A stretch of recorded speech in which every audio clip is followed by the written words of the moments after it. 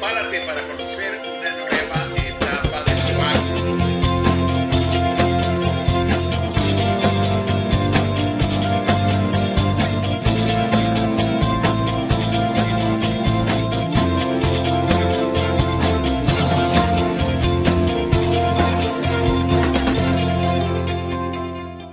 Prepárate para conocer una nueva etapa de Proactic. Es hora de proactivarse, de poder compartir a través de nuestros distinguidos invitados sus destacadas experiencias, casos de aprendizaje, trayectorias profesionales y personales en tres mundos de grandes posibilidades: liderazgo todoterreno, experiencias de servicio y coaching organizacional. Gracias a todos por estar el día de hoy conectados y disfrutando de este espacio. Estamos transmitiendo en vivo por LinkedIn a través de @somosproactic y por Facebook Live a través de soyfranciscoduarte.com. También les recordamos que esta entrevista estará publicada a partir de esta tarde en nuestro canal de YouTube proactivateoficial.com. Así que podrán tener la oportunidad de conectarse con nuestro canal, dejar sus comentarios y comentar también sobre esta entrevista que vamos a tener. Gracias a todos nuevamente y vamos a conversar sobre uno de los aspectos que también trabajamos cuando hablamos de liderazgo todoterreno en Proactive. Para nosotros este enfoque tiene muchísima importancia en este momento y resulta una perspectiva totalmente fascinante a la que invitamos también a familiarizarse visitando nuestra página web y también revisando nuestros posts sobre este tema del líder todoterreno. Y un líder todoterreno, una de las principales actividades que realiza es conversaciones de valor. La pregunta es cómo construir una conversación de valor.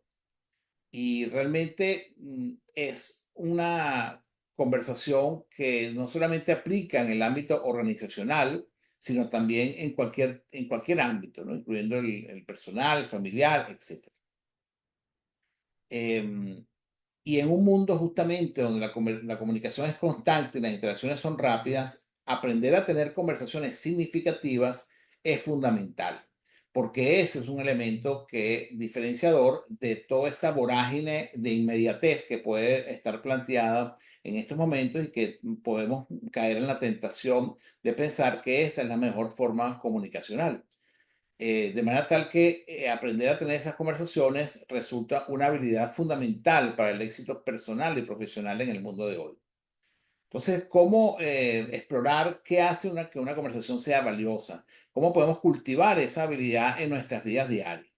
Bueno, primero vamos a comenzar por hablar qué es eso de una conversación de valor. Una conversación de valor es aquella que, más allá de la superficialidad, tiene un impacto positivo en las partes involucradas. Para resumirlo en una frase, la persona o interlocutor que llega a una conversación de valor sale mejor que como llegó. Ese es el principio fundamental de una conversación de valor. Y eso puedes aplicar, como decía, en múltiples aspectos, en múltiples circunstancias. Pero el principio que guía una conversación de valor es ese. Justamente yo me voy de esa conversación nutrido, alimentado, enriquecido, quizás con mucho mejor ánimo que cuando llegué a esa conversación. Entonces, no solamente se trata de una conversación donde se transmite información, como suele suceder, sobre todo en el mundo empresarial, con las conversaciones de feedback, por ejemplo, como las conversaciones de desempeño. Acá también el propósito fundamental de una conversación de valor es fortalecer las relaciones, fomentar el entendimiento mutuo y generar ideas y soluciones innovadoras.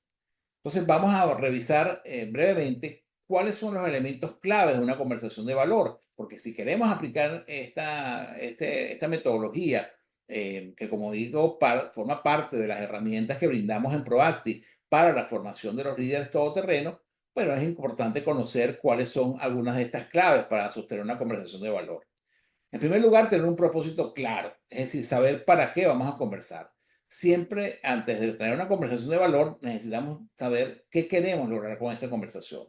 Y eso puede ir desde resolver un conflicto o una diferencia, tomar una decisión importante o brindar cualquier tipo de feedback en términos de desempeño.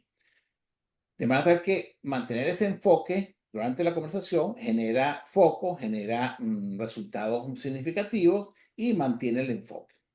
Un segundo componente que ya lo hemos escuchado y también ustedes están familiarizados con ese, digamos, concepto o forma es la escucha activa, ¿verdad? Una conversación de valor presupone que hay una escucha activa, sobre todo por parte del coach o por parte del líder todoterreno, que activa esa conversación para poder justamente hacer preguntas, clarificar y mostrar empatía, etc. El tercer componente son las preguntas poderosas. En una conversación de valor, el líder todoterreno se prepara para tener justamente las mejores preguntas que puedan surgir en una conversación y poder atenderlas desde la metodología de cómo se formula una pregunta poderosa. Otro elemento es la empatía y la comprensión. Realmente la empatía, como esa posibilidad de entrar en el espacio de la otra persona, entender sus necesidades, sus inquietudes, es una fundamental en una conversación de valor. Y por eso es básicamente importante mostrar esa empatía y crear un ambiente seguro y de apoyo. Y eso realmente significa es reconocer y respetar los sentimientos y puntos de vista de la otra persona. Siguiente elemento es la autenticidad y transparencia. Ser auténtico en nuestras comunicaciones, también lo hemos planteado en anteriores oportunidades, es fundamental. Al brindar sinceridad y apertura, eso se huele, eso se percibe, ¿verdad? Que la persona genera confianza a partir de lo que está diciendo y a partir de su, digamos, capacidad de poder tener esa confianza y esa credibilidad. Entonces, resumiendo, para ir culminando este intro de la entrevista del día de hoy, las estrategias para unas conversaciones de valor son una preparación adecuada, de manera tal de que podamos tener una direccionalidad general con relación a eso, crear un entorno apropiado, es decir, no en cualquier circunstancia se puede generar una conversación de valor. Necesitamos generar ese entorno en el cual la persona necesita estar atenta y centrada, el manejo emocional como elemento fundamental de una conversación de valor y construir sobre el diálogo. Es decir, en la medida, ¿verdad?, que se va dando una conversación de valor, se construye sobre lo que la persona dice, le interesa y sobre sus inquietudes de manera constructiva. Finalmente, se fomenta la reflexión y el feedback para poder llegar a un llamado de acción. Entonces, ese es otro de los componentes fundamentales dentro de una conversación de valor. Entonces, en resumen, construir conversaciones de valor es una habilidad que requiere práctica, es una habilidad que puede ser desarrollada a través del enfoque de liderazgo todoterreno y fundamentalmente la conversación de valor mejora significativamente las relaciones a nivel organizacional, familiar, grupal y también todas las conversaciones que pueden tener con relación a la comunidad que me rodea. Así que finalmente encontrar el propósito del líder dentro de todo este contexto de conversaciones de valor es fundamental y recordar que no solamente se trata de obtener un resultado deseado, sino también inspirar a otros a hacerlo y fortalecer las relaciones. Em, si quieres saber más sobre este enfoque de liderazgo todoterreno y cómo lo abordamos, por favor te pido que en el chat vamos a estar publicando nuestros contactos en Proactive para que puedas también solicitar información y poder a partir de ahí generar una mayor aprendizaje, mayor conocimiento. El invitado del día de hoy es una persona que yo calificaría como altamente servicial y profesional. Realmente, desde que lo conocí, pues lo que me ha demostrado es una apertura a poder compartir sus experiencias, su trayectoria, su enfoque y su metodología de trabajo y también gran sentido de familiaridad, gran sentido de apertura. lo que agradezco porque no resulta fácil con una persona que en principio no se conoce o no se ha tenido mayor relación, lograr este nivel de confianza y de empatía. Él es un coach ejecutivo, es consultor y capacitador organizacional en las áreas de liderazgo, formación de equipos, mindset gerencial. Es un facilitador avalado por la Ipsos Center y creador de un método que se llama GRIT, que ya él nos conversará al respecto. Y el tema que decidimos conversar es un, como decimos acá en Estados Unidos, un tricky. Es quizás un juego de palabras que va a ser descifrado en la medida que avancemos en la entrevista. El tema lo denominamos coaching no directivo para directivos. Así que, bueno, bienvenido nuestro gran amigo Luis Pisa. Adelante, Luis, el micrófono está de tu lado. Muchas gracias, estimado Francisco, y gracias por la invitación, gracias también de tu lado por esa apertura y bueno, cómo no darte esa fluidez, ¿no? En la relación, gracias a nuestro común y estimado también amigo y mentor Adrián Cotén, a quien saludamos. Gracias, Luis.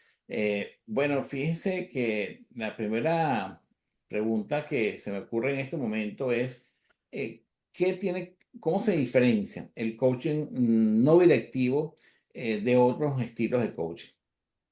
Bueno, hablar de coaching no directivo es remontarnos a la esencia del coaching desde los estudios de Leonardo Ravier, que han sido, digamos, consecuencia también de varios hitos históricos, desde Sócrates hasta varias corrientes que ha habido en medio de existencialistas, de psicología humanista, Carl Rogers, evidentemente, con su terapia no directiva, ¿no? Él propuso que había una forma de ayudarle a los clientes sin decirles qué hacer. Entonces, ha habido varios hitos en la historia donde gente genial, diría yo, nos ha enseñado que también hay una manera de ayudar sin decirle a la gente qué hacer, sin darles dirección. De ahí la parte de lo no directivo. El juego de palabras que estamos haciendo es que la gente que está más encumbrada en las empresas, los que dirigen justamente las empresas, les llamamos directivos. Entonces yo te decía que cuando yo le explicaba a mis clientes que mi estilo de coaching, metodología, es coaching no directivo, decían, entonces no me puedes hacer coaching a mí porque yo soy directivo. Le dije, no, no, te tengo que explicar, ¿no? Que la palabra de dónde viene. Entonces, justamente esa gente que está arriba, que es pues de los que más saben de su industria. Imagínate, yo qué le puedo enseñar, ahorita por ejemplo tengo algunos procesos corrientes con un gerente, por ejemplo, que tiene en su cargo tres plantas automotrices a nivel nacional. ¿Qué le puedo enseñar yo sobre la industria automotriz? Es muy poco lo que yo le puedo enseñar. Sin embargo, lo que yo sé a nivel metodología de autoaprendizaje es lo que a mí me ayuda a que él solito se pueda ir contestando, reflexionando y encontrando. En otras palabras, y para responder tu pregunta, la metodología no directiva no está enfocada en darle al cliente algo que no tiene, sino que encuentre y descubra en él, pues con todo su conocimiento, lo que necesita para lograr sus objetivos. Que si lo piensas, en esencia, tendría que ser lo mismo que hiciera cualquier tipo de coaching. Pero ahí es donde ya vamos a empezar a encontrar distinciones porque vamos a encontrar que hay estilos y corrientes de coaching que sí se permiten proponerle al cliente soluciones, darle tips, recomendaciones o que tienen una serie de preceptos, base, tareas, test, metodologías que ellos presuponen que le habilitarían al cliente a lograr esos objetivos. Y esa es la parte directiva. Yeah. En tu experiencia y en tu trayectoria con relación a este enfoque, ¿cuáles han sido los principales desafíos que puede confrontar una empresa al querer implementar este tipo de coaching, este modelo, este enfoque? Ok, normalmente la empresa no pide coaching no directo, ¿no? Piden coaching o piden una solución. Y pues sí, al no estar necesariamente y no tendrían por qué especializados, ¿no? En la parte metodológica, pues conocen el producto externo, es decir, conocen que hay team buildings, que hay acompañamientos de diferentes clases, capacitaciones, ¿no?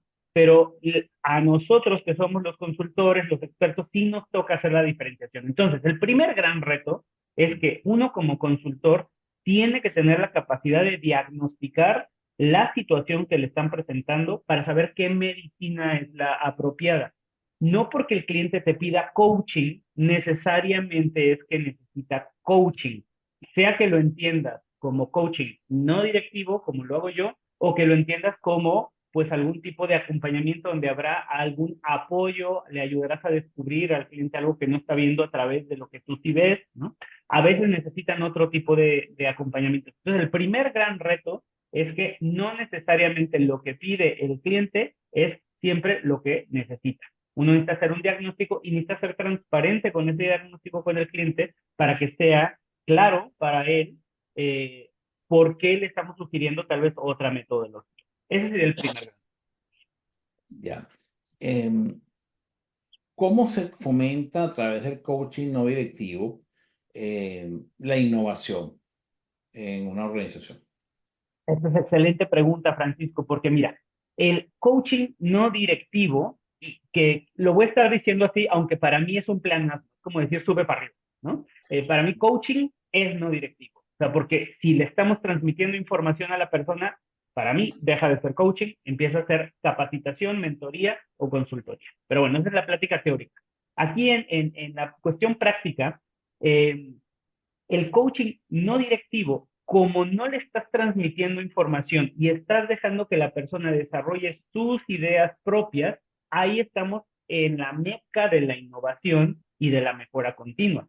Porque la innovación, y esta palabra está medio abaratada o mal usada, yo lo veo, se usa mucho la palabra innovación cuando realmente estamos hablando de mejora continua, por ejemplo. Es decir, hacer, no sé, este teléfono que la siguiente versión sea más delgadito o más rápido o de pantalla más grande, eso no es innovación.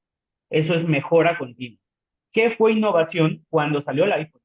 Porque antes del iPhone no había un teléfono de esa naturaleza. Tenías las BlackBerrys, digamos, o tenías los Nextel, que era un teléfono con radio, o mejor dicho, un radio con telefonía celular, pero eran cosas distintas.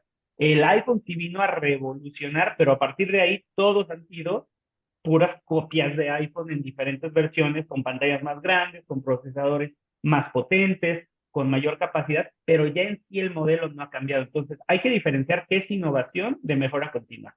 Pero para los dos, hacerlo de manera no directiva ayuda mucho, porque como estás poniendo a la persona a, nosotros le llamamos de manera académica, engendrar ideas, ¿no? A empezar a hacer conexiones entre cosas que antes estaban inconexas, ahí es donde se da ya sea una o la otra.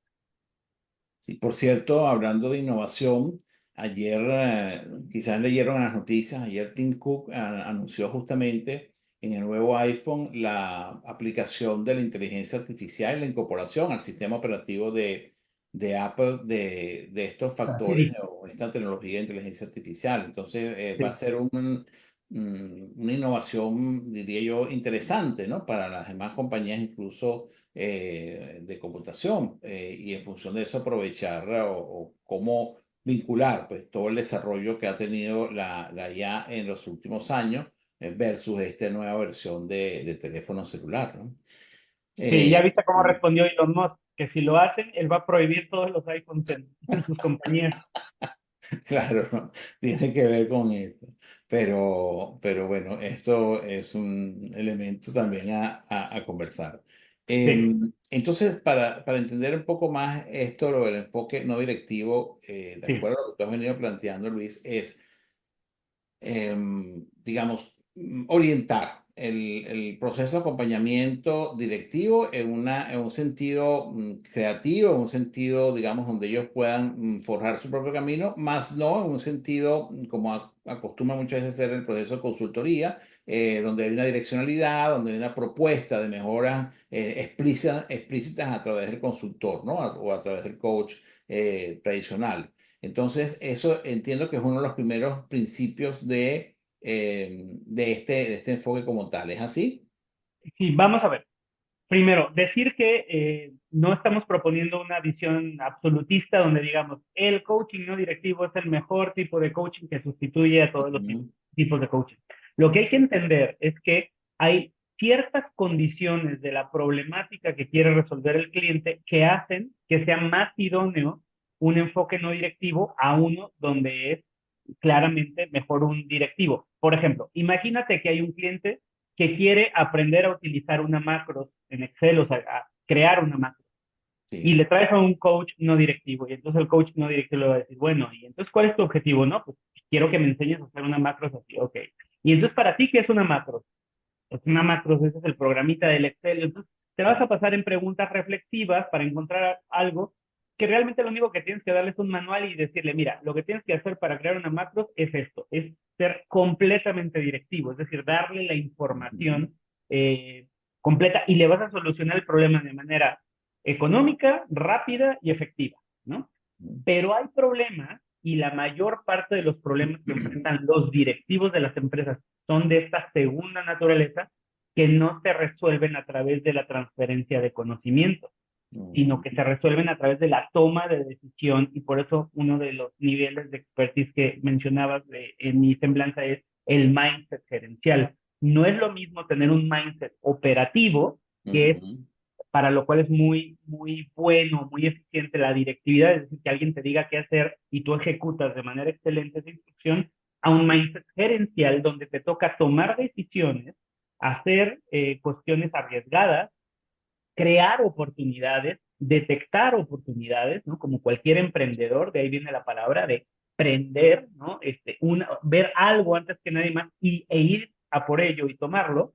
Ese tipo de mentalidad es muy diferente. De hecho, a mí, por ejemplo, un servicio que me piden mucho es la transición de la mentalidad. Cuando van creciendo alguien en la organización, se va dando cuenta, por ejemplo, en TI pasa muchísimo, que el gran programador o el gran consultor TI, que lo van subiendo a gerente y luego a director, cada vez menos importa su conocimiento técnico y cada vez más importa su enfoque de líder y su mindset gerencial, ¿no? O las habilidades gerenciales, pero el mindset es otra cosa. Y entonces ahí les ayudamos porque no le podemos dar instrucción, ¿no? Porque eso ya lo ha hecho el jefe de, oye, fulanito, fulanita, pues es que tú tienes que ser aquí más visionario, o tienes que tener más enfoque en el cliente, o tienes que tener un enfoque financiero, yo ya no nada más dar los alcances sin limitaciones, que era lo que antes hacías en los proyectos, tienes que buscar el cómo sí. Eso es fácil hacerlo directivamente, pero no es efectivo.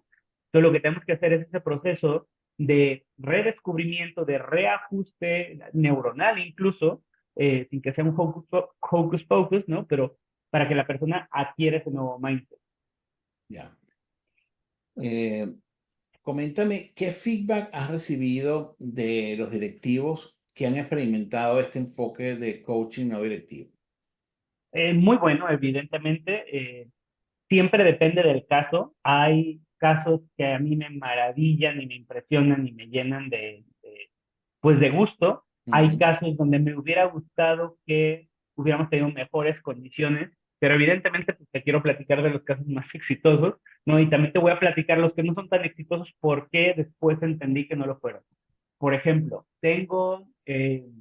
bueno, como tengo acuerdos de confidencialidad con mis clientes, no puedo hablar con nombres ni nada, pero te Claro, puedo hablar del entendible, sí. caso así en general. Entonces, un empresario aquí en Puebla muy joven, pues digo muy joven es que apenas iba a cumplir 30 años y ya tenía 4 empresas exitosas, pero él ya se encontraba en un punto donde quería pasar a un siguiente nivel. Y un siguiente nivel tanto en lo personal como en lo profesional. Y él, de hecho, me platicaba que tenía un sueño recurrente donde él iba en una bicicleta por un camino y llegaba un momento donde se acababa el camino y ahí como que acababa el sueño y para él era como una señal de ya este camino que tengo recorrido, que está planito, que está rico, ¿no? Ya se está acabando y ahora tengo que ir como por un camino de terracería más complicado, pero allá tengo que ir porque me podría regresar en el camino, podría quedarme dando vueltas aquí, pero ya no voy a avanzar. Y eso para él, o sea, salió en la sesión, ¿no? Platicando con él, haciendo esta serie de reflexiones, yo no le podía crear ese sueño, evidentemente. Él lo fue encontrando y fue encontrando los paralelismos y bueno, pasaron una serie de cosas, obviamente fue un acompañamiento intermitente a lo largo de año y medio, pero hoy él maneja una empresa bastante exitosa del ramo alimenticio, donde en un año abrieron alrededor de 100 sucursales, están en Sudamérica, en Estados Unidos, están abriendo en Dubái, está en Europa, específicamente en España, y dejó a sus empresas, y fíjate, yo como lo encontré, él no se podía ir una semana de vacaciones sin que los números cayeran en su empresa, o sea, traía las empresas aquí, agarradas, ¿no? Y hoy las empresas ahí siguen, existen, están creciendo y de hecho él me dice, es que ya no conozco a la gente que trabaja ahí, o sea, conozco a la gente que está arriba manejándola, ¿no? Pero ya la gente de ahí ni los conozco ni me conocen. Y ahí están las empresas y además están los otros proyectos y ahorita estamos empezando, no quiero quemarlo, por eso te digo, no digo mucho, un nuevo proceso para una siguiente etapa. Qué bueno, excelente, Luis. ¿Qué herramientas y técnicas son comunes en el coaching no directivo? ¿Qué Buenísimo. Entonces, sí, ¿ibas a decirme algo más? ¿O me centro en No, ese aspecto? sí, prefiero que te centres en eso, en qué herramientas y técnicas utilizan ustedes a la hora de aplicar ese enfoque. Bien, a ver, aquí más que técnicas o herramientas, así como decir que hay una plantilla de Excel o un software, o, ¿no? A lo mejor a nivel técnico sí, yo hablaría de competencias y como lo marca la teoría, metacompetencias. Aquí quiero recordar que todo esto no es una invención de un trasnochado, está sostenido en esto que se llama teoría general del coaching, que como ven es un trabajo, bueno, ahí está, bastante amplio, perdón, es una tesis doctoral, de hecho, con una segunda tesis de otra persona que le hizo una comprobación empírica. Después les puedo hablar de eso, pero entonces, lo que les quiero decir es que ahorita lo que voy a mencionar tiene un sustento. Hace ratito tú hablabas de algunas, vamos a ponerlos en el mismo nivel como de competencias eh, para una conversación de alto, ¿cómo le llamamos? De alta utilidad, de alto nivel, ¿no? Y yo lo estoy anotando. Dijiste objetivos claros, una escucha activa, una empatía o comprensión, preguntas poderosas, autenticidad y transparencia, ¿no? Entonces, perfecto. Eso es el modelo, digamos, para tener una gran conversación de utilidad, de valor, ¿no? Así Para una es. persona. ¿Qué es lo que nosotros haríamos símil en el coaching no directivo Mm, o distinto a ello? Por ejemplo, frente a uno, los objetivos evidentemente tienen que ser claros. El enfoque, y aquí permíteme que sí me voy a extender tantito más para cada punto, el ujú, enfoque directivo normalmente te propondría la metodología SMART, es decir, ayúdale al cliente a que haga un cliente específico, medible, mm, temporizable, correcto. alcanzable, retador. Mm, Bueno, mm, en el coaching no directivo, lo que se dice es que sea un objetivo redefinido. Y aquí utilizamos mucho la mayéutica socrática, que básicamente es preguntarle al cliente qué es lo que quieres lograr y cada uno de los componentes, adjetivos, verbos, sustantivos, empezar a descomponerlos en las definiciones más esenciales u ontológicas, por así decirlo. Entonces, básicamente si te dice, pues yo quiero alcanzar la plenitud en la vida o el equilibrio en la vida, le preguntarías, bueno, ¿qué es la plenitud para ti? Entonces te va a desplegar el significado de plenitud y te va a empezar a hacer más desagregados. Y a cada uno le vas a empezar a preguntar y preguntar los significados que hay dentro. Entonces, al final lo que vas a tener es un objetivo redefinido, donde para algunas personas ok. empezó siendo la plenitud empresarial y termina siendo un equilibrio de vida en el que pueda tener, conservar mi puesto al tiempo que tengo más tiempo para mi familia.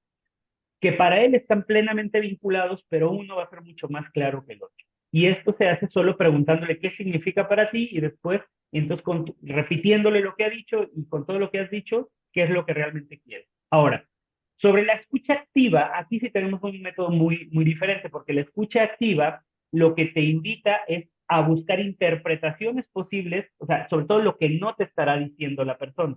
El tipo de escucha que nosotros utilizamos es una escucha que no es natural para los seres humanos. De hecho, es contrapelo de lo que todo lo que conocemos, es una escucha fenomenológica.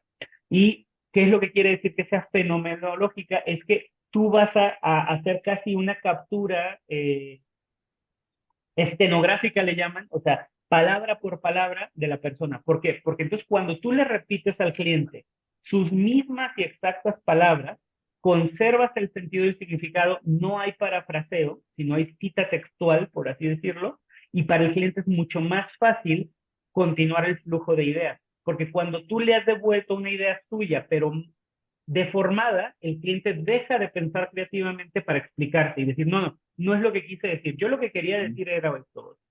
Entonces, eh, tanto para la empatía y comprensión como para la escucha activa, lo que tenemos es una atención, no solo es escuchar, es ver todo lo que sea fenomenológico, o sea, lo que es tal cual, sin interpretación. Ya. Y finalmente, para no extenderme mucho más, tenemos las preguntas poderosas contra las preguntas enfocadas. Entonces, las preguntas poderosas lo que presuponen es que hay una serie de preguntas prehechas que por su naturaleza tendrían un gran impacto una vez que las haces.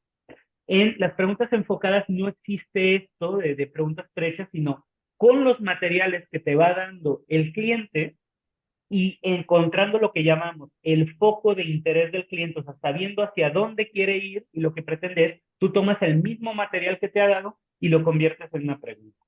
Entonces, siempre va a ser con lo que te va construyendo. Y aquí tenemos una regla que es jamás sacarle al cliente un tema o un concepto que no haya mencionado antes. Ya. Y ya, Eh, si quieres, ahí detengo para no extenderme tanto. ok, fíjate que, bueno, todo esto me parece importante, estas diferenciaciones, Luis. Me gustaría que repitieras cuál es y que el equipo me ayude para colocarlo en el chat, el libro que mostraste en pantalla. Si por favor pudiéramos ver de qué autor es Sí, y poderlo colocar en el chat. eh, Esto es, lo, ajá, lo, exacto, lo pongo así de autor por que me la habías transparencia, enviado. ¿no? Que se borra. Correcto, sí, Leonardo Ravier, que es el Leonardo autor que me Rabier, habías mencionado. Perfecto. Si puedes Teoría General. ubicarlo, Maranela, por favor, y colocas el vínculo bibliográfico, por favor. Ese es un libro muy Ya. académico, no es una lectura sencilla. Si queremos algo, digamos, como para empezar a entenderle, tendríamos que ir a este otro que se llama Arte y Ciencia del Coaching. Ahí se va a ver. Arte y Ok. Ciencia del Coaching, que debe ser por ahí de 2005, 2006, si no mal recuerdo. Luego tenemos Coaching no directivo, que esta es la parte técnica. Este es un librito pequeñito porque es pura técnica, pura técnica. Esto que les Ok. dije, ¿no? De las metacompetencias, ahí tiene cada una cómo es, cómo se aplica, cuándo, y ya el culmen de esto, que son como 20 años de investigación, es la tesis. Y te decía que había una segunda tesis de otro investigador y coach que se llama Gorka Bartolomé, el español, que lo que hizo fue poner a prueba esa teoría, porque el libro de teoría general es una teoría, ¿no? Lo pone en la práctica. Y lo que hizo fue con estos aparatos, no sé cómo se llamen, pero que te miden las ondas cerebrales, ¿no? Hizo 3 grupos de estudio donde aplicaban 3 técnicas distintas. Una técnica directiva, es decir, darle al cliente opciones, respuestas, compartir observadores, todo esto, ¿no? Otro grupo que le llamó rumiativo, que es donde le ponían a la persona como el problema a resolver y lo dejaban solito, a que lo resolviera, ¿no? En silencio, como quisiera, ¿no? Pero que lo hiciera solo. Otro, con un acompañante les decía directivo y luego el enfoque no directivo.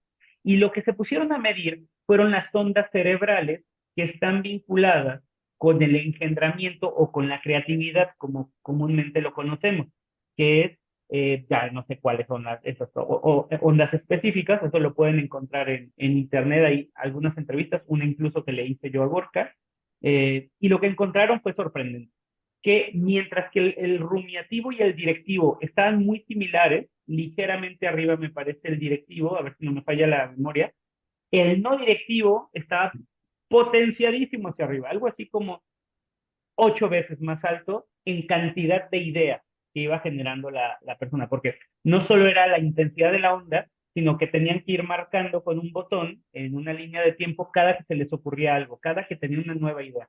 Por eso, volviendo a tu pregunta de la innovación y de la mejora continua, esta metodología es bastante útil, porque muchas veces cuando nosotros queremos proponerle una nueva idea a un coach y ya la pensó antes, dice, no, eso no funcionaría por tal cosa. Pero acá, cuando tú dejas con su propia información que llegue, es mucho más potente. Y ahí vinculo con el buen Adrián que él me enseñó un principio que dice que, ¿te acuerdas, Adrián? La gente no pelea con su propia información. Entonces, claro, cuando se les ocurre, cuando ellos crean su plan de acción sin que tú se los recomiendes, sin que tú les dejes la tarea, es mucho más probable que lo hagan, mucho más factible que lo lleven a cabo a cuando tú le quieres dejar una tarea que para ti o en tu entendimiento les vendría bien. Ya. Ahora fíjate, Luis, con todo esto que planteas, yo tengo el juicio de que hay mucha incredulidad por parte de los altos niveles gerenciales de las empresas acerca de, en general, estos procesos de coaching, muchas veces de consultoría, ¿no? Em, Justamente, ¿qué le pudiéramos decir a un nivel de este o a un gerente que no cree que el coaching no directivo pueda ser una salida? O incluso, te adicionaría esta pregunta, ¿puede el coaching no directivo ser contraproducente, por ejemplo, en situaciones de crisis empresarial? Claro, mira, con justa razón pasa esto, Francisco, porque la verdad es que hay mucha gente que por la novedad de la palabra y por, digamos, el alto valor que generó en su momento la palabra coaching, pues se autodenominaron coaches. Como Ujú. sabes, no hay regulación Sí. legal sobre esto, hay intentos de regulación en distintos lados, sobre todo en aquellos donde ha habido gran afectación, como en Argentina, por ejemplo. Ujú. Eh, entonces, lo que quiero decir con esto es que hace unos 10 años, 15 años, cualquier persona se puso el sombrero de coach de la noche a la mañana y dijo, yo doy unos consejos buenísimos y yo cobro como. Bueno, y eso empezó a traer muchas malas consecuencias en el mercado, pero esto está completamente disasociado, desarraigado, de hecho está corrompida la esencia no directiva del coaching con gente común. Bueno, pues, ¿cómo hacerle hoy, primero a la empresa, creer en este tipo de coaching? Tenemos de dos sopas. Uno es cuando ya te lo están pidiendo, ya llevas media batalla ganada, ¿no? Porque hay un Yes. reconocimiento de que ahí solo es convencer sobre la metodología. Y eso es Ujú. lo que creo que a mí me ha ayudado mucho con clientes de alto nivel como el que te mencionaba y otros con el que, los que trabajo. Que cuando tú llegas y sustentas que lo que haces no es de una certificación de fin de semana o podrían ser 6 meses, pero haciendo las cosas mal, o con principios que no están basados en ningún tipo de evidencia empírica, científica, sino que son ocurrencias de alguien que le gustó algo o algún tipo de ideología y lo trata de transmitir ahí, pues entonces das más seguridad, porque dices, ah, bueno, esto tiene un sustento, puedes dialogar, tú te imaginarás que la gente con la que dialogo, pues es gente altamente preparada, no llegó ahí por cualquier cosa, tiene un sentido crítico también alto, son muy inquisitivos, tienen un olfato también para detectar charlatanería y colmillo. Entonces, cuando se presenta de manera honesta con esto y les puedes dar sustentos, y en la medida de lo posible que ellos también tengan tiempo para ver lo que has producido a nivel entrevistas, a nivel escritos. Yo también tengo un libro que sí, aquí está, es de coaching humanista, que también Leonardo Ravier es el coordinador de este libro. Somos alrededor de 10 coaches, es un libro ya no tan nuevo, ¿no? Pero empieza a dar sustento, porque cuando uno llega a esos niveles, ya sabes más o menos las cosas que sí son reales, cuáles son sus requisitos. Uno es, tienen que tener una base, tienen que tener un sustento, tiene que ser claro, ¿no? No dar muchos rollos y querer ensalzar o confundir con palabras rimbombantes o clichés, sino poder responder las preguntas claramente de lo que requieren, y eso es lo que va ganando la credibilidad. Pero a final de cuentas, no hay nada como el boca en boca, es decir, cuando ven las evidencias de otros clientes que están en puestos como ellos y situaciones como ellos que han resuelto, eso termina siendo de muchísimo valor. Ya. En Proactic hemos venido desarrollando tres líneas de formación corporativa, como decía al principio de la entrevista, cuyas áreas son liderazgo todoterreno, experiencias de servicio y coaching organizacional. ¿Qué es para ti, Luis, un líder todoterreno? Bueno, tendría que más bien ver el significado que tú le das. solo por las palabras, yo lo que entiendo, o sea, yo lo vinculo con lo que es mi nivel de expertise, ¿ok? Que es el liderazgo adaptativo, que está sustentado en el modelo de liderazgo situacional de Hersey y Blanchard. Entonces, cuando yo oigo un líder todoterreno, pues yo pienso en estos autos que pueden conducir en carretera, en arena, en terrenos irregulares, es decir, que se pueden adaptar al tipo de terreno y por eso lo vinculo con esto. Creo que un líder todoterreno es un líder que se sabe adaptar, en este caso, al liderado para poder liderarlo.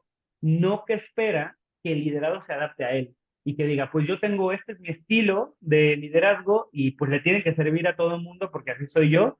Ese no sería un líder todoterreno, ¿no? Sino un líder que dice, ok, ¿cuál es la necesidad que tiene mi liderado en este momento frente a tal tarea que le voy a poner? Pues cómo me adapto yo para que sea más transparente y más natural al liderado poder ser influido por mí. Ese sería mi entendimiento. Va por ahí, me imagino. Ok. Fíjate que el coaching no directivo, tú lo has descrito pues, de una manera bien aproximada acá en esta entrevista. Sin embargo, ¿qué, qué nos dirías con respecto eh, a la pregunta o al juicio de que este es un enfoque de moda, ¿verdad? Y por lo tanto, entonces lo puedo promover. Y, y en realidad, ¿cómo evitar eso que el coaching no directivo sea visto como una moda pasajera?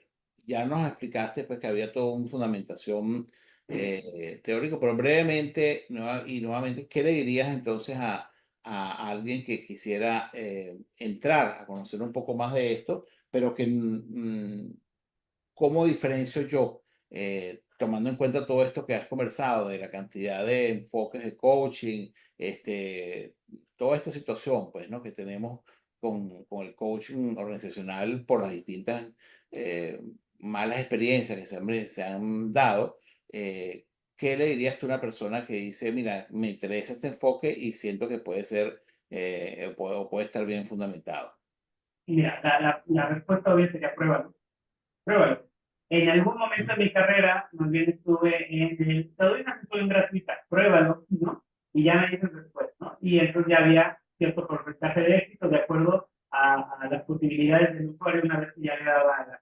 Hoy en día, afortunadamente, ya con la trayectoria, le digo, pues aquí están estas historias de éxito, están estos beneficios, pruébalo, ¿no? Para que veas si te funciona, y a lo mejor si te puedo utilizar solo una sesión y de ahí ya vamos por el proceso completo, donde va teniendo puntos, digamos, de chequeo para que la persona diga, sí, estoy obteniendo lo que quiero, voy por, digamos, el siguiente kilometraje, ¿no? Y entonces que vaya ganando esa confianza, pero desafortunadamente, Francisco, se le ha hecho tanto daño a la palabra coaching, o sea, ha sido la gallina de los huevos de oro, en el cuento, que se le ha matado prácticamente, que lo que yo creo, y no solo yo, sino compañeros que estamos en el mismo rubro, eventualmente vamos a tener que disociarnos de esa palabra y buscar un mejor concepto, porque además el 99% de la oferta de coaching que está hoy en día en el mercado no es, que digo 99.9% no es nutritivo. Entonces, y esa es la que está como tan desprestigiada, unas tendencias más como el coaching coercitivo, que le llaman, ¿no? Estos cursos como de superación que están, les decía, siendo prohibidos de manera legal en algunos países como Argentina, que ya la palabra coaching tiene un estigma. Acá en México también hay una propuesta de legislación para equipararlo a nivel secta, el coaching, y prohibirlo. No va a pasar porque te meterías en muchos otros rollos, no puedes diferenciarlo de otros tipos de religiones y demás, pero o sea, de que hay iniciativas de mucha gente, incluso gente muy notable en redes sociales, que están en contra, lo hay. Entonces, el camino de convencimiento, sobre todo, yo no creo que vaya a ser a partir del sustento científico, porque pues van a ser muy pocos los que lo lean y que lo entiendan, pero creo que va a ser a partir de las evidencias y de los representantes, ¿no? De sea, si yo en este momento alguien no había escuchado de coaching no directivo y dice, me interesa saber más, sea con Luis o sea con quien sea, eso yo para mí ya es una victoria, ¿no? Y es parte del camino que se tiene que recorrer. Y lo más importante será a la hora de la ejecución hacerlo de manera profesional, ética, efectiva y para la mayor satisfacción. Ya. Bueno, aprovecho para informarles y comentarte, Luis, que aquí en el chat hay varias personas que te saludan. Desde Orlando, acá en Florida, está Escampola Ponte, que es una Ah, profesional importantísima en todo el área claro. de diseño instruccional. Saludos, entonces, está conectada por Facebook. También saludo a Eunice Rondón, que está desde Buenos Aires, Argentina, y es una de las consultoras de Proactic. Saludos, Eunice, gracias por conectarte. Y también acá veo que hay la conexión de ya te digo, de José Collazo. Gracias, José, por estar acá presente en esta entrevista. Saludos a todos. Así es. Entonces, Luis, aquí tenemos pues todo un panorama que has venido describiendo, ¿no? ¿Y cómo se maneja? Hablabas en algún momento así de pasada sobre el tema de la importancia de mantener la confidencialidad, ¿no? Em, ¿Cómo se maneja la confidencialidad en un entorno de coaching no directivo? Bueno, tenemos un acuerdo de trabajo firmado, ¿no? Donde con este es que iniciamos la relación de coaching, donde hay, cada coach lo hace a su manera. El que yo tengo, digamos que es una adaptación del que me dio originalmente Leonardo Ravier en Ujú. alguno de los cursos que tomé con él. Y entonces va dependiendo, por ejemplo, si es un proceso solo con un cliente o si hay una tercera figura que le llaman sponsor o patrocinador, es decir, quien paga el proceso, pero que no lo toma. Está el cliente, quien lo toma, aunque no siempre lo ha pedido esa persona, sino que se lo han pedido que lo tome. Luego está el sponsor, ¿no? Entonces ahí hay una figura tripartita donde entonces los tres tenemos que estar en un entendimiento de lo que se va a trabajar y cuáles son las condiciones. Por decirte algo, la semana pasada trabajé con un cliente, vino su jefe desde Estados Unidos para poder tener esa primera sesión tripartita, porque él le saca la máxima autoridad en su empresa, entonces tenía que venir el VP desde Estados Unidos solo a la sesión. Eso me encantó, me impresionó esa pues, calidad, ¿no? Esa importancia que le dan a un humano. Pero entonces esa primera sesión es de entendimiento entre las dos partes para que la expectativa del jefe sobre el cliente o del patrocinador quede claro y luego me quedo con el cliente, lo transformamos en objetivos redefinidos, como decíamos, con lo que llamamos factores críticos de logro, que son entonces aquellas cosas con una medición subjetiva por parte de los dos que tendrá que lograr el cliente para poder lograr su objetivo al final del proceso. Se lee, se les pone a las dos partes y se ponen de acuerdo y entonces ya, con eso hacemos la firma del acuerdo donde queda claro yo qué hago y hasta dónde llego, porque por ejemplo, como coach no directivo, yo no comprometo resultados. Yo lo que comprometo son condiciones de aprendizaje. ¿De acuerdo? El cliente es el que compromete los resultados. Él es el que va a lograr las cosas en definitiva, porque eso es lo que es consistente con el enfoque no directivo. Yo no te voy a decir qué hacer, yo te voy a ayudar a que tú te potencies y por lo mismo esto brinda mucha más responsabilidad al cliente. Tal cual yo le digo, a ver, antes de presentárselo a tu jefe, lee bien los objetivos, porque eso es a lo que tú te vas a comprometer en este proceso, que tú vas a lograr. Y hacemos el chequeo de factibilidad, de motivación, de compromiso, de necesidad sobre esos objetivos. Entonces, esto por decirte algo, no es un documento largo, son 4 hojitas, una portadilla con los objetivos, luego una hoja de mis compromisos como coach, del marco ético, de lo que pueden esperar, se hace una diferenciación frente a las metodologías de consultoría, de capacitación, de psicoterapia, de asesoría, ¿no? Para que no se espere eso. Y luego los compromisos que se esperan del cliente y del patrocinador, incluidas incluso sus horas de llegada o cómo se manejan los cambios de sesiones, que él o ella van a presentar a su patrocinador los resultados, etcétera, etcétera. Bien. Indicadores de cómo el proceso de coaching no directivo está siendo realizado de manera adecuada, por mencionar ese término.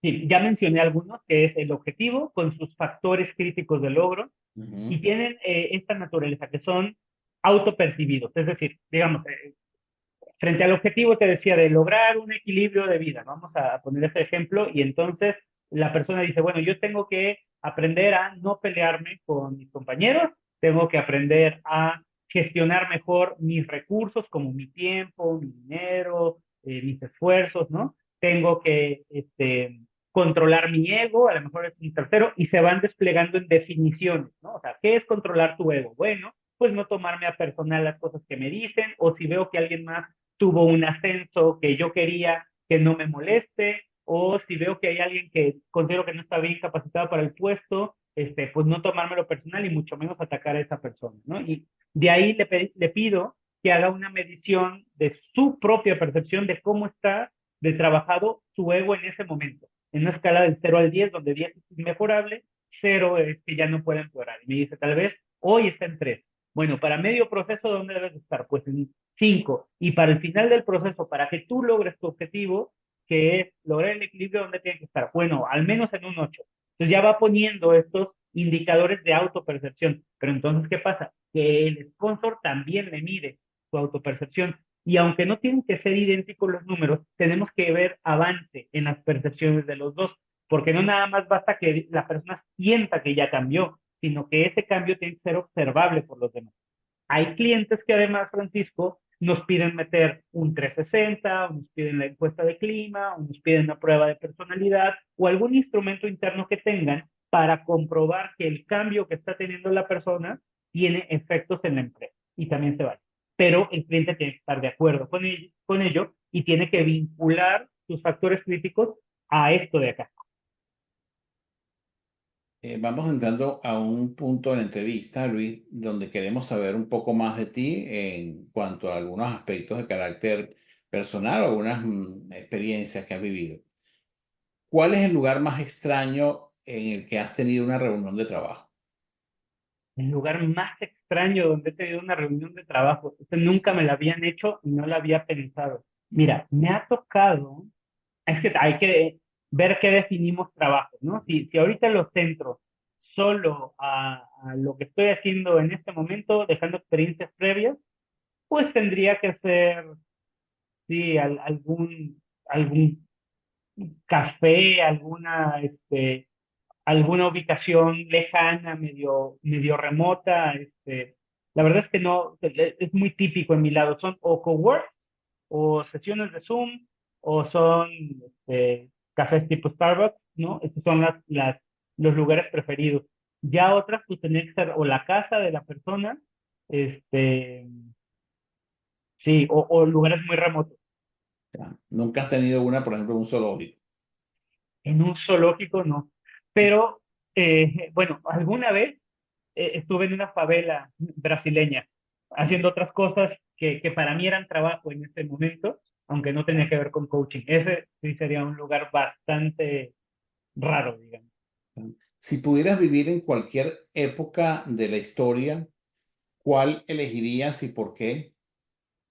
Uy, también súper interesante. Creo que el medievo no me encantaría. Me interesaría mucho la época de los socráticos, ¿no? La época de Sócrates, de Platón, de Aristóteles. Me interesa el futuro, ¿no? Ver cómo va a ser el mundo más adelante, sobre todo con todo lo que está pasando. Eh, y sí, por ahí iría la cosa más o menos. Ya. ¿Con Hay quién, mucho. sí, con quién o qué, con quién o en qué encuentras inspiración? ¿Con quién o en qué Mm, encuentro inspiración? mm, A ver, una respuesta obvia. Hablando de coaching, en Leonardo Ramírez, ¿no? Porque él es el creador de esto y aunque a mí me ha tocado crear algunas cosas, la verdad es que ahí el innovador ha sido él. El de mejora continua, a lo mejor para algunos pequeños aspectos he sido yo y entonces siempre miro hacia allá y me sorprende todo lo que va haciendo, ¿no? Definitivamente hay también un proceso de búsqueda siempre interior donde hay muchos referentes desde familiares hasta figuras históricas que me gustan y que, digamos, vibro con ellos. En algún momento fueron, haz de cuenta, Malcolm X o John Lennon o Gandhi, ¿no? Hoy en día te diría otros nombres probablemente, porque uno va moviéndose, va cambiando, pero creo que a final de cuentas siempre hay que, sí, con las referencias siempre hay que buscar hacia adentro pues la autenticidad, ¿no? ¿Quién soy yo? ¿Quién me toca ser? Y sí tomar de los demás lo mejor, pero no tratar de ser una copia de. Ya. ¿Alguna superstición o ritual antes de una presentación o reunión? Mira, antes no necesariamente, pero sí tengo algunas supersticiones. Yo tengo como que una pierna en lo científico y luego otra cosa así como en lo esotérico. No sé, entonces, por ejemplo, una superstición que yo tengo es que cuando quieres decir algo y tienes una interrupción, ya sea que la otra persona te interrumpió o hubo un ruido, y lo tratas de decir otra vez y hay otra interrupción, es que no debes de decirlo. Entonces, normalmente cuando me pasa, aunque tengo una idea buenísima, aunque quiero decir algo, y veo que tengo ahí unas interrupciones así del medio ambiente, normalmente no lo digo. Y luego tengo esta superstición también de que cuando uno va cantando sus éxitos antes de que sucedan, los talas, ¿no? Entonces trato de no hablar de los proyectos a futuros y ahora sí que públicamente hablo de todos los éxitos pasados. Ya. Aquí en el chat hay una pregunta de parte de Bárbara que me gustaría entonces que ella te la formulara directamente. Adelante, Bárbara. Gracias, Francisco. Hola, Luis. Mire, ¿Qué yo tal? quisiera saber en tu trayectoria profesional, sobre Sí.